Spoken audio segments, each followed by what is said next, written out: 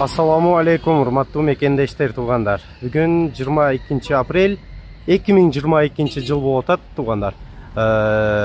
Жума муарек болсун бардыңарга.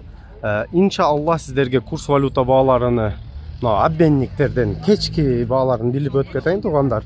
Сиздер видеобузга лайк кнопканы басып койгула, каналга катталбагандар каналга подписка кнопканы басып колокольчикти басып койсоңор, ушундай видеолор биринчилерден көрөсүңөр туугандар.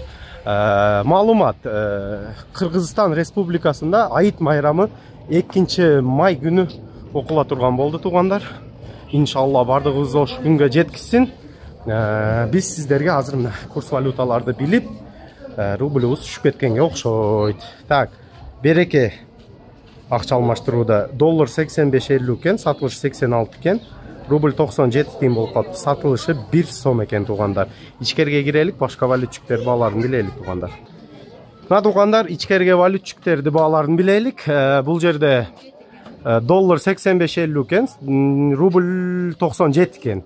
Буякта деле 85.50, евро 90 экен, рубльбуз 97 туугандар. Эртеменден баштап 1 тыйынга түшүп калыптыр рубльдү баалары. 97 сом 85.50. Ошондой туугандар, 22 апрель 2022 жыл валютчуктер баалары ушундай болуп атат туугандар. Видеого лайкты басып коюшту унутпагыла.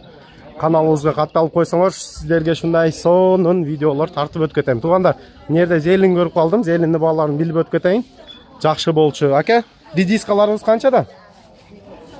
Буяктабы эс. Канчадан редиска? Канча? 20 сом, Пучоктор канчадан мына укроп, петрушкалар? 10 сомдан экен туугандар. Мына пиясыңыз канча? 20 сом пучогу.